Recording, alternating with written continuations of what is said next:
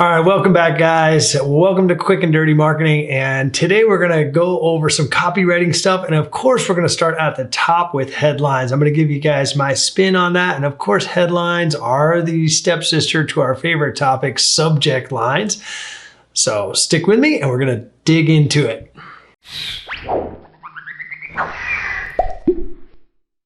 All right, so welcome back. And look, I thought we'd just do something fun today. I'll give you two thoughts on headlines I think are incredibly productive. It's one of the areas that we all struggle with. It's like, I think one of the spots where you can just hit that sort of writer's block, if you will, and you're just like, oh, damn. But let me put a little twist on it that I think will make things easier for you. For one, there's a lot of places that you can cannibalize headlines from. And I'm going to give you some examples here in a minute because I have some stuff keyed up on my trusty Chromebook here. And the other thing to think about is just in terms of workflow for your content, right? So headlines are kind of like topics, right? Because a headline is essentially a promise to the reader about what they're going to get if they keep reading, okay? And that's an important point to know. That's really important to focus on, is that your headline is your commitment to your reader about what they're gonna get if they decide to keep going, right? So that kind of frames the whole thing up in terms of, how important it is. But for our workflow purposes, having a list of topics is the first, in my mind, step to getting to headlines and or the other way around. But there's good argument by both me and many other folks that, create content and have got to work with client projects and come up with all sorts of sizzly stuff to start with topics, start with headlines, and then backfill in, the actual copywriting and the body content, if you will. So I'll give you guys a little, sort of behind the scenes here. I spend a lot of time on this channel just coming up with topics. And then, we have like a running list of topics all the time, like maybe 25 or more. And then we sort of like look at them every week and kind of go, okay, how do these fit together? What's the order that they could be in? And on and on and on. And that's kind of where things start. So as I go about my work every day, and this is what I'm encouraging you to do, if you go about your work with your customers and your clients and whatever your business is, notice the questions they ask, notice the things that you're helping with every day, right? And just off to the side somewhere, pick up a pen or your phone or whatever and write down a topic related to that, what's the best way to plant more than one plant in a pot is, it could be anything. Whatever it is that you're getting hit with that week can become a topic.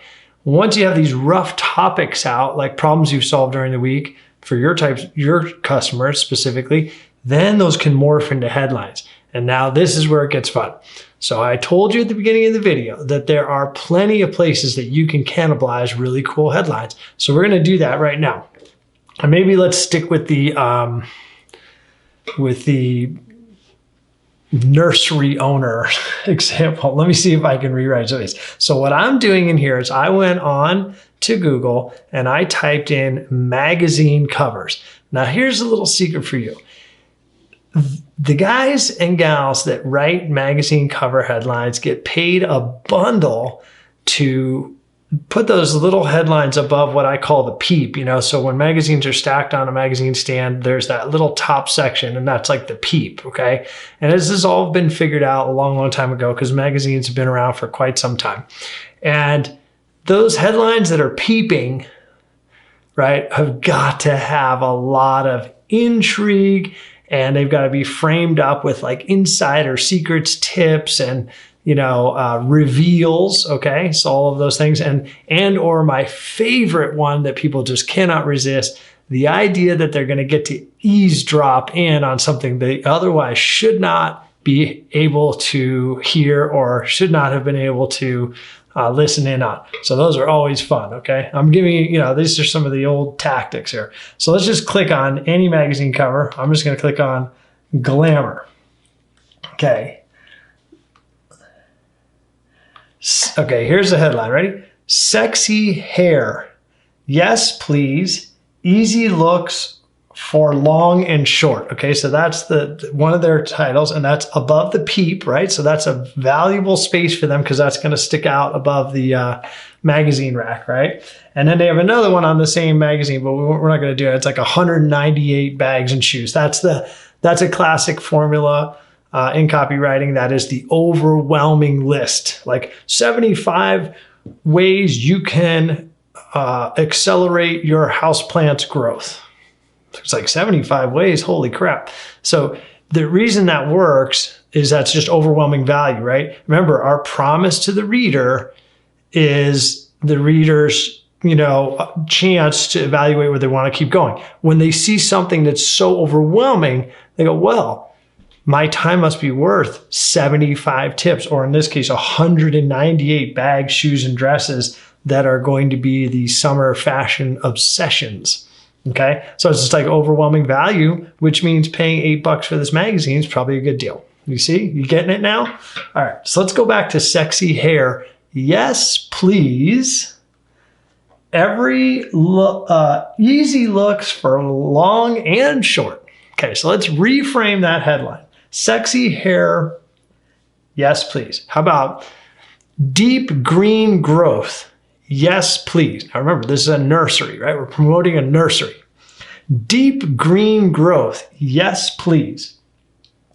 Let's say easy tricks for both long and short grasses.